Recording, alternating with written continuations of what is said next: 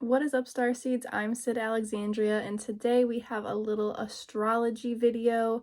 I already have a video on exaltation and debilitation in astrology, so I would recommend going and checking that out if that's all you want to learn about.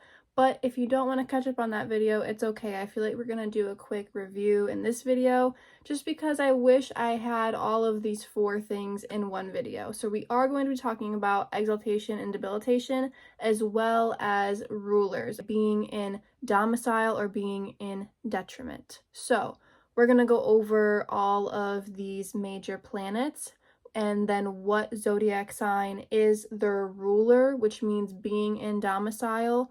What is the opposite of their ruler, which is being in detriment, and then what sign they are exalted in, and then what sign they are debilitated in or the fall in. So what this means is all of these planets in astrology have a ruler. The sun is ruled by Leo. That is where the sun feels at home. That's literally what domicile means, is like where it resides, where is its home base. So that means being in domicile, the ruler of it. They mean the same thing, okay?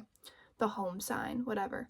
And then the sister sign, which people call them, the opposite signs. So this is why it's kind of easy once you get the hang of it, because there's the rulers and then literally 6 zodiac signs away, because there's 12 zodiac signs, the opposite sign, the sister sign as people call it, the opposite sign to the ruler is the detriment, being in domicile, being in detriment.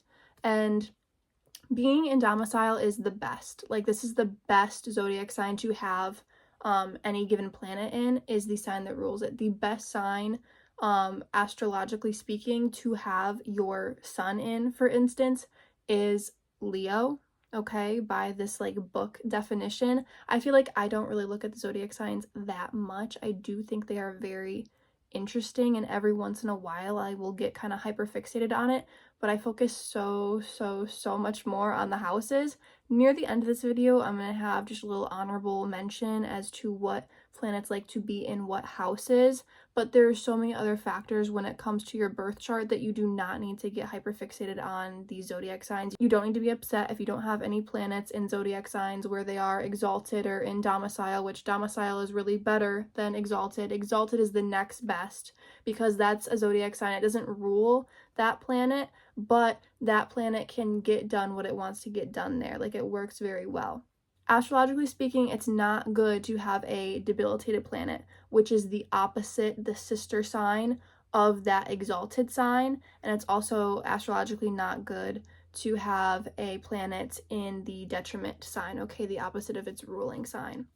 So if you know the exaltation zodiac sign, and if you know like the ruler, the domicile sign, then 6 zodiac signs away is the detriment or the debilitated sign. So let's get into it. The sun is exalted in Aries, debilitated in Libra. The sun is ruled by Leo though. So the opposite of that domicile, Leo, would be in detriment in Aquarius.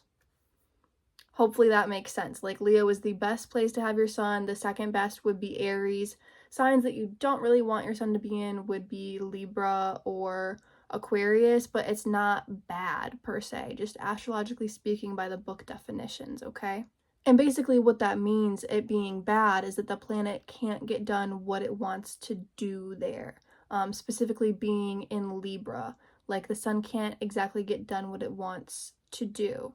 And then in Aquarius, it's not so much that it can't get done what it wants to do, to a certain extent, sure, but it's more so that it doesn't feel at home there. It's a little uncomfortable there, which, in my opinion, that's not a bad thing. That's just saying that, like, it's this interesting thing about you. So, like, I wonder how you express that, you know what I mean? Because there's, like, tons of people who have their sun in these places. Like, it's not quote-unquote bad. That's just the astrological book definition. But if you really look into how it feels, use your intuition to kind of explain that, it makes sense. The moon, it's exalted in Taurus, so it's debilitated in Scorpio, and then it's ruled by Cancer, so that's its domicile. And then the opposite of Cancer, its detriment, would be Capricorn. The best place to have your moon would be Cancer. The second best place to have your moon would be Taurus. Place that is more tricky and it can't get done what it wants to do there is having your moon in Scorpio. And then another place where your moon just doesn't feel at home would be Capricorn. Mercury is exalted in Aquarius, so it's debilitated in Leo, but the rulers of Mercury, there's two, the rulers, the domicile signs are Virgo and Gemini. They are both ruled by Mercury, so it has two detriment signs, the opposite of those signs. The opposite of Virgo is Pisces, and the opposite of Gemini is Sagittarius. So the two best signs to have your Mercury in would be Virgo or Gemini. The, I guess, third best sign to have your Mercury in would be Aquarius. A sign where it's going to be difficult is Leo, and then another sign where it just doesn't feel at home would be Sagittarius or Pisces. Then we've got Venus. Venus is exalted in Pisces and it's debilitated in Virgo, but Venus is ruled by two signs, Libra and Taurus. Now, the opposite of those signs, the opposite of Libra is Aries, and the opposite of Taurus is Scorpio. So the two best signs to have your Mercury in are Libra and Taurus. The third best sign to have your Venus in would be Pisces. A sign that's going to be more difficult would be Virgo. And then the other two signs where it just isn't going to feel like home is Aries and Scorpio. Mars is exalted in Capricorn, so it's debilitated in Cancer, but Mars is ruled by Aries and Scorpio, okay? It's the original ruler of Scorpio before Pluto came into the picture. And the opposite of Aries and Scorpio are Libra and Taurus. So the two best signs to have your Mars in would be Aries or Scorpio. The third best sign to have your Mars in would be Capricorn. It's not going to be able to do what it wants to do in Cancer, and then it's not going to feel at home in Libra or Taurus because that's the opposite of Aries and Scorpio. Jupiter is exalted in Cancer and debilitated in Capricorn, but Jupiter is ruled by Sagittarius in Pisces. That's where it's in domicile, where its home is. The opposite of Sagittarius in Pisces would be Gemini and Virgo. So the two best signs to have your Jupiter in would be Sagittarius or Pisces. The third best sign to have your Jupiter in would be Cancer. It's going to be more difficult in Capricorn, and then it's also not going to feel like home in Gemini or Virgo. Saturn is exalted in Libra and debilitated in Aries, but Saturn is ruled by Capricorn and Aquarius.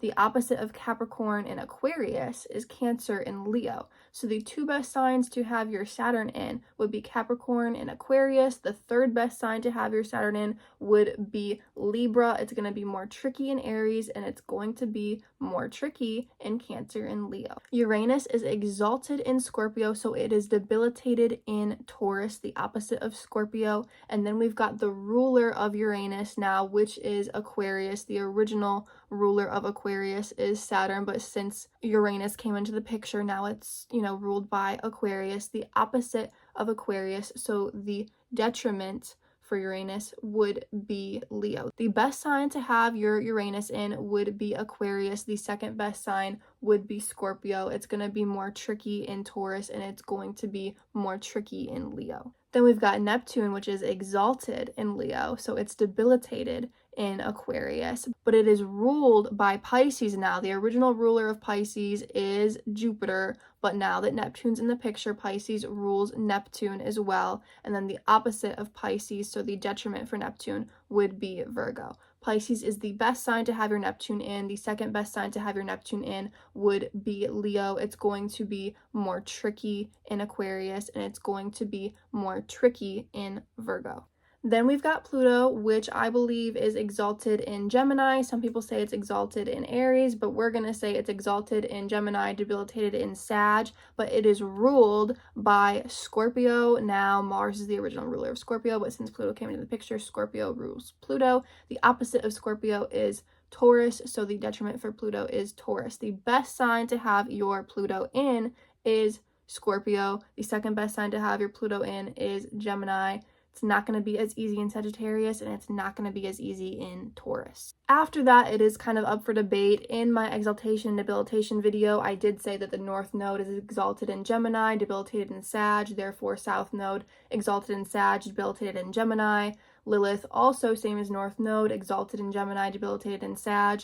Chiron, same as the South Node, exalted in Sag, debilitated in Gemini. Then Vertex, exalted in Pisces and debilitated in Virgo, but I feel like those are more so up for interpretation. All the asteroids up for interpretation, but I could not even find anything on the internet about the rulers of, the North Node, the South Node, Chiron, Lilith, Vertex. Could not find anything for that, just the planets. So let me know what you guys think.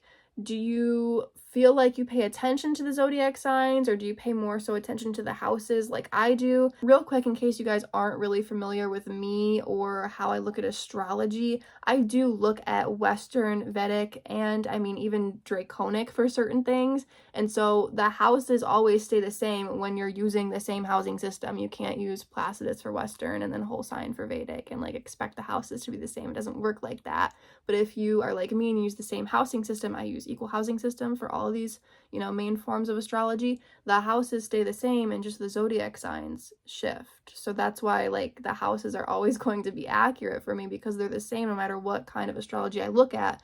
The planets are still going to be in the same houses. They're going to be in different zodiac signs though, usually. So that's kind of the key difference for me. I do find the zodiac signs to still be accurate, but if you ask me what zodiac sign I am, I'm gonna rattle off multiple different zodiac signs. I'm gonna rattle off my Western, my Vedic, and even my Draconic sometimes, because I do feel a connection to all of them, and they're all good for certain things in my opinion, but I have other videos for that.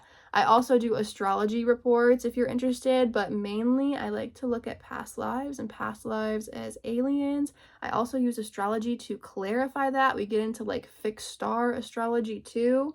But I did say honorable mention, we're going to talk about what planets like to be in what houses. In the East, the first house, Jupiter and Mercury like to be in the first house, okay? And then in the West, in the 7th house, Saturn likes to be there. In the South, in the 10th house, Sun and Mars like to be there. And then in the 4th house, the North, Moon and Venus like to be there. So honorable mention, let me know what you guys think about that. Also, if you guys are interested in taking my astrology course, it's pre-recorded. All you have to do is email me and be like, hey Sid, what's this astrology course thing? And I'll be like, here you go. I will send it to you. Right now, it is still on a donation basis. I don't know if in the future I'm going to have a set price for it or not.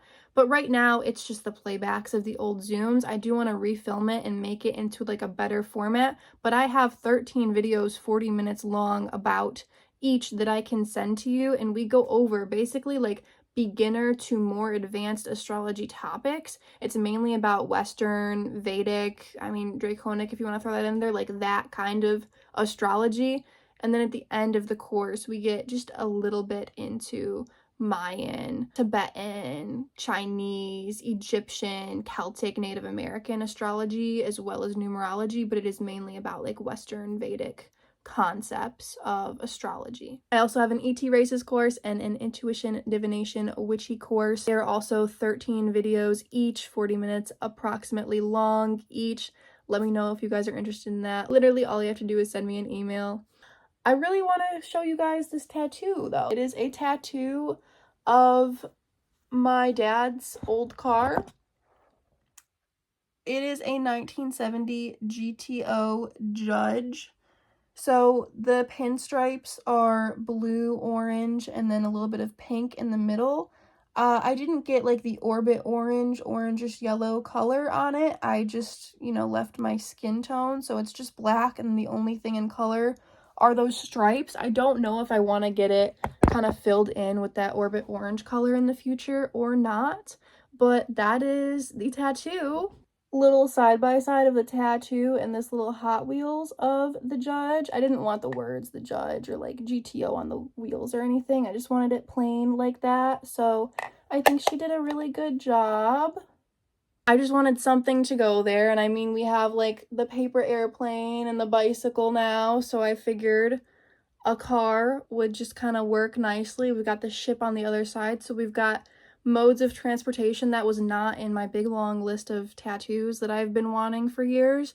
That was more of a, I thought of it like a couple weeks or a month or so before I got it. I got that tattoo like a month ago. As you can see, it's like nicely healed. Just wanted to show you guys that because I show off my new ink when I get it at the end of videos. So I hope you guys have an amazing week, and I will see you next week with another video. Peace out.